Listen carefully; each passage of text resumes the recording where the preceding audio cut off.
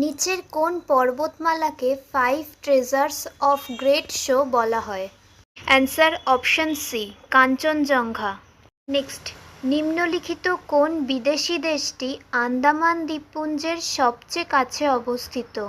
Answer option B, Myanmar. Next, Indian Institute of Petroleum নিম্নলিখিত কোনটিতে অবস্থিত? Answer option C, Dehradun. Next, নিম্নলিখিত কেন্দ্রশাসিত অঞ্চলগুলির মধ্যে কোনটি আয়তনের দিক থেকে সবচেয়ে ছোট? Answer option D, Lakshadweep.